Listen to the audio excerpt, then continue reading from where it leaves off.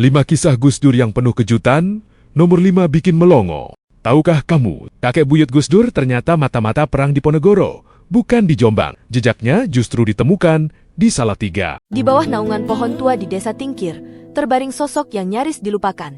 Kiai Abdul Wahid, kakek buyut Gus Dur. Tapi beliau bukan orang biasa. Di masa Perang Jawa tahun 1825, Mbah Abdul Wahid menjadi telik sandi mata-mata laskar di Ponegoro, di bawah komando Kiai Mojo. Ia dikirim ke Salatiga untuk memata-matai pergerakan Belanda. Diam-diam, beliau berjuang demi tanah air tanpa membawa keluarganya. Dari sosok inilah lahir mata rantai ulama besar. Kiai Asy'ari, KH Hashim Asy'ari pendiri NU, KH Wahid Hashim, hingga KH Abdurrahman Wahid, Gus Dur. Nasabnya bersambung ke Syekh Abdul Halim, Pangeran Benowo, Joko Tingkir alias Sultan Hadiwijaya, hingga Sunan Giri, dan Rasulullah. Kini, makam itu berdiri sunyi, jadi saksi bahwa darah perjuangan dan cahaya para wali terus menyinari Indonesia.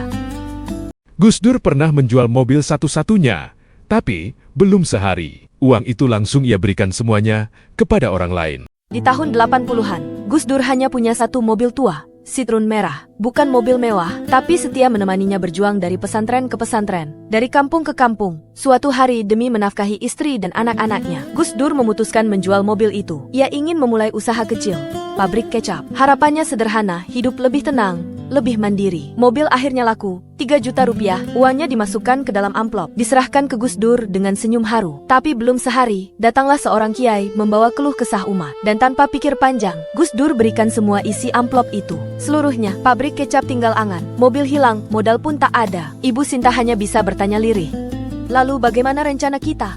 Tapi begitulah Gus Dur. Untuk umat, ia rela melepaskan yang paling terakhir ia miliki. Inilah karomah Gus Dur. Hartanya mungkin habis, tapi rezekinya tak pernah putus. Namanya harum, hidup dan wafatnya tetap melayani umat.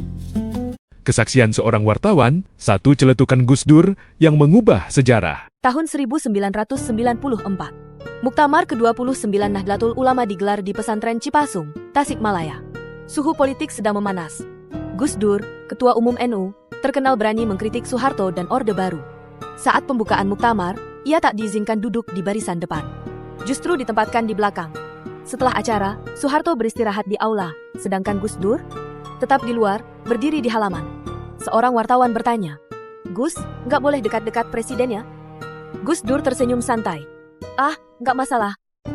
"Loh, nggak masalah gimana Gus?" Dan celetukannya pun lahir.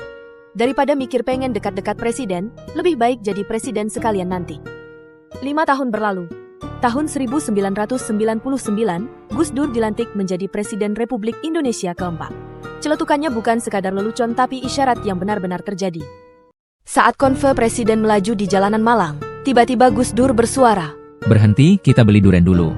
Mobil negara pun berhenti. Protokol terdiam. Ajudan bingung. Tapi Gus Dur hanya tersenyum dan melangkah menuju seorang ibu tua penjual durian di pinggir jalan. Beliau membeli beberapa buah, lalu berkata, "Yang di amplop itu kasihkan ke ibu ini."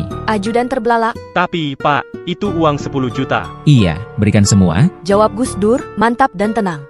Si ibu terjatuh bersimpuh. Tangisnya pecah di tengah keramaian. "Matur nuwun Pak Gus Dur, anak saya tak bisa keluar dari rumah sakit tanpa uang itu." Inilah momen ketika Gus Dur diminta bersedia tidak digaji sebagai presiden. Kalau saya berpikir seharusnya Anda justru bersedia untuk tidak digaji sebagai presiden. Oh, terserah aja. Kalau negara memutuskan tidak digaji, nggak digaji terserah. Ya, bagi saya itu nggak ada masalah. Saya tukang nulis, dapat honorarium kok. Oke. Perkataan Gus Dur tadi bukan omong kosong. Saat menerima gaji pertamanya sebagai presiden, tanpa ragu ia tanda tangani, lalu langsung menyerahkannya kepada Menteri Luar Negeri, Alwi Shihab. Sebuah bukti nyata bahwa bagi Gus Dur, pengabdian jauh lebih berharga dari harta.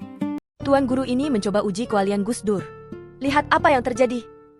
Tuan Guru Turmudzi, seorang ulama karismatik dari Nusa Tenggara Barat, adalah sahabat Gus Dur. Tapi, ia ingin tahu satu hal besar, apakah Gus Dur benar-benar seorang wali? Malam itu, 30 Desember 2009, dunia dikejutkan dengan wafatnya Gus Dur. Tuan Guru segera berangkat ke Jombang. Tapi saat mendekati Tebu Ireng, jalanan padat luar biasa. Lautan manusia menyambut jenazah sang guru bangsa. Rombongan mobilnya terjebak. Tak bisa maju, tak bisa mundur. Ia berkata pada teman-temannya, "Mari kita baca Al-Fatihah. Jika Gus Dur benar-benar wali, Allah pasti beri jalan." Dan tiba-tiba, sebuah motor pengawal muncul entah dari mana. membuka jalan, mengiringi mereka masuk langsung ke kompleks pemakaman. Lalu, menghilang begitu saja. Bagi Tuan Guru, itulah jawabannya. Sebuah isyarat dari langit, bahwa Gus Dur bukan orang biasa.